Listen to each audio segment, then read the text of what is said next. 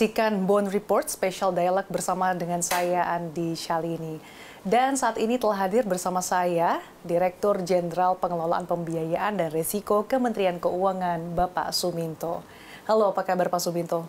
Baik Mbak Sasa. Terima kasih sudah meluangkan waktu untuk CNBC Indonesia. Kabar baik, Pak? Alhamdulillah. Alhamdulillah. Pak Suminto, kita tahu bahwa saat ini kondisi perekonomian global cukup tidak menentu, ditambah lagi dengan kembali terpilihnya Donald Trump sebagai Presiden Amerika Serikat yang dinilai ini bisa meningkatkan tensi perang dagang yang pada akhirnya juga berpeluang ya Pak meningkatkan inflasi dan juga adanya potensi perlambatan penurunan suku bunga. Seperti apa evaluasi di JPPR terkait dengan risiko utang Indonesia dengan kondisi ini? Baik, tentu kami yang memiliki tugas untuk memenuhi pembiayaan APBN dari utang mencermati dengan baik berbagai risiko, terutama risiko global pada tahun 2025. Kami memahami bahwa dinamika dan tantangan global masih cukup besar, baik terkait dengan dinamika geopolitik, terkait dengan arah kebijakan moneter negara-negara maju maupun juga arah kebijakan Presiden Trump. Secara khusus tentu perkembangan terakhir terkait dengan bagaimana kira-kira arah kebijakan Presiden Trump yang akan dilantik pada 20 Januari nanti menjadi pusat perhatian dari market maupun investors. Tentu beberapa asesmen ataupun perkiraan mengenai arah kebijakan Trump baik terkait dengan tarif yang akan menyebabkan fragmentasi dalam perdagangan global, kemudian juga kebijakan pemotongan pajak, belanja yang lebih besar sehingga arah defisit yang lebih besar, stronger dollar, inflasi yang stay high, kemudian juga printing US Treasury yang lebih besar, yang potentially berdampak kepada US Treasury yield yang tinggi, yang tentunya akan memiliki pengaruh terhadap emerging market termasuk Indonesia, ya baik melalui channel investasi, perdagangan maupun dalam konteks ini tentu sektor keuangan. Dan tentu kita betul-betul cermati dan mitigasi dengan baik sehingga kita dapat kelola sektor keuangan kita dan pasar SBN kita dengan baik, tidak saja dalam rangka memenuhi kebutuhan pembiayaan APBN 2025, tetapi juga dapat dijaga stabilitasnya. Mitigasi seperti apa Pak yang dilakukan oleh pemerintah untuk mengatasi terutama tadi terkait dengan tantangan global dan juga isu perekonomian global apalagi dengan nanti mulai masa pemerintahan Donald Trump? Baik, tentu secara makro yang paling penting adalah bagaimana kita memastikan kinerja makroekonomi kita terjaga dengan baik. Sehingga dalam hal ini tentu pemerintah bersama-sama otoritas terkait akan betul-betul menjaga fundamental ekonomi kita, kinerja ekonomi kita dengan baik. Dalam hal ini tentu koordinasi dan sinergi antar otoritas fiskal, moneter, dan sektor keuangan akan menjadi kunci. Khusus dari sisi pembiayaan tentu dari sisi mikronya kami akan terus melakukan strategi yang opportunities, fleksibel, melihat perkembangan dan dinamika pasar global untuk memastikan bahwa pemenuhan pembiayaan APBN kita melalui penerbitan SBN itu dapat dijaga pada cost of fund atau biaya bunga yang baik dan pada level risiko yang terkelola dengan baik. Jadi lakukan secara prudent untuk juga bisa menjaga bagaimana tingkat keamanan bunga utangnya itu ya Pak ya? Betul, tentu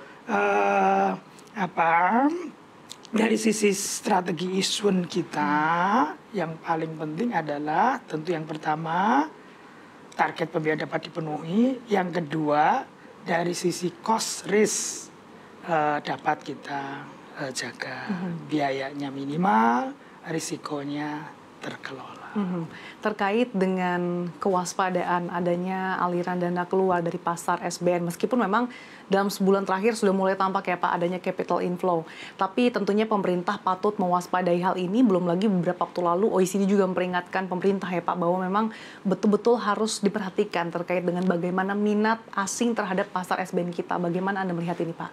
Ya, tentu itu bagian dari risiko yang kita mitigasi. Tadi kalau kita berbicara mengenai arah kebijakan moneter negara maju maupun arah kebijakan Trump yang potentially berdampak kepada stronger dollar, US Treasury yang stay high, yang kemudian tentu dari sisi investors memiliki instrumen dengan imbal hasil yang tinggi. Khususnya dalam hal ini adalah US Treasury. Dalam hal ini tentu potensial dampaknya adalah aliran modal ke negara-negara emerging market termasuk Indonesia. Sehingga tentu ini kita kelola karena tentu aliran modal masuk itu kita perlukan. Tidak saja dalam konteks pemenuhan pembiayaan, tetapi juga dalam konteks menjaga kinerja pasar keuangan kita. Nah, dalam konteks ini tentu sekali lagi daya tarik Indonesia bagi capital inflow tentu juga akan sangat tergantung kepada kinerja makroekonomi kita. Sehingga kenapa tadi kinerja makroekonomi menjadi sangat penting. Bagaimana kita menjaga inflasi, bagaimana kita menjaga rupiah, bagaimana menjaga balance of payment kita, bagaimana menjaga fiskal yang prudent dan sustainable, ya semuanya ini merupakan faktor-faktor penting dalam menjaga fundamental dan kinerja perekonomian kita, dan tentu itu akan menjadi faktor penting bagi investors untuk melakukan investasi, dalam hal ini investasi portofolio ke Indonesia. Dengan mempertimbangkan fundamental ekonomi Indonesia tadi, tapi gambaran minat asing nih Pak dalam lelang SBN dalam beberapa waktu terakhir seperti apa sih? Ya, seperti yang kita ketahui selama 2024 year to date masih terjadi inflow di pasar SBN sekitar 37 triliun rupiah, dan dalam minggu pertama Januari ini juga masih terjadi inflow pada pasar SBN yang menunjukkan bahwa instrumen SBN kita masih cukup menarik bagi investor asing. Tentu ini akan kita jaga. Termasuk hari ini kita melakukan lelang surat utang negara pertama dari sisi asing, incoming juga relatively baik, termasuk yang kita menang. Kalau di tahun 2024 tadi terkait dengan asing, kemudian dari domestik sendiri Pak, realisasi jumlah investor ataupun investor baru seperti apa? Apakah peningkatannya cukup signifikan? Nah Mbak Sasa, ini juga merupakan hal yang sangat penting dalam menjaga perekonomian kita, pasar keuangan kita, pasar SBN kita.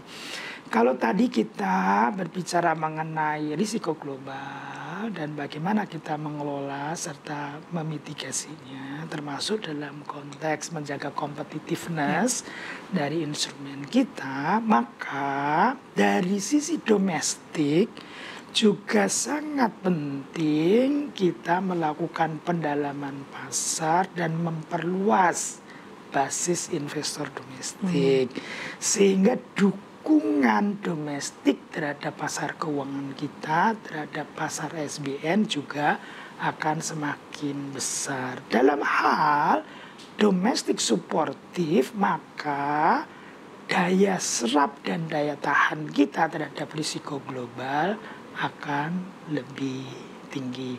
Oleh karena itu kenapa pendalaman pasar terus kita lakukan bersama-sama otoritas terkait, khususnya Bank Indonesia dan OJK. Termasuk juga kita terus mengembangkan instrumen retail dan perluasan basis investor retail. Tentu dari sisi wholesale, industri sangat penting dalam hal ini.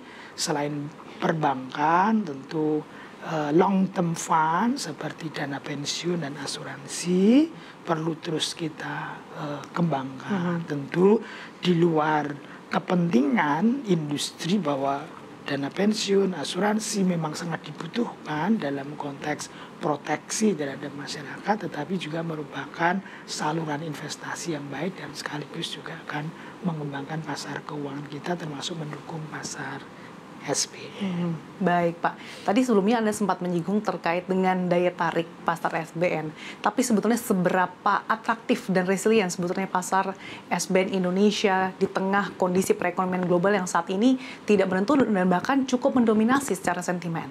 Ya, alhamdulillah dengan kinerja perekonomian kita yang terjaga dengan baik, pertumbuhan ekonomi dapat terjaga pada level yang cukup tinggi, inflasi terkendali dengan baik, fiskal yang prudent dan terkelola dengan baik, utang yang terjaga dan terkendali, memberikan confidence kepada instrumen kita. Maka kalau kita lihat, meskipun UST atau US Treasury mengalami kenaikan yang cukup tinggi, SBN meskipun mengalami kenaikan tidak setinggi itu, kenaikannya cukup moderat, sehingga sebenarnya spread dari SBN rupiah kita dengan US Treasury itu cukup tight atau cukup ketat. Yet meskipun demikian asing juga masih masuk, masih inflow, itu menandakan bahwa meskipun spread kita cukup tipis, tapi karena confidence dan kepercayaan terhadap kinerja perekonomian Indonesia, mereka masih tertarik untuk berinvestasi pada instrumen kita. Itulah yang tadi terus kita underscore, kita garis bawahi, pentingnya kita terus menjaga kinerja dari perekonomian kita.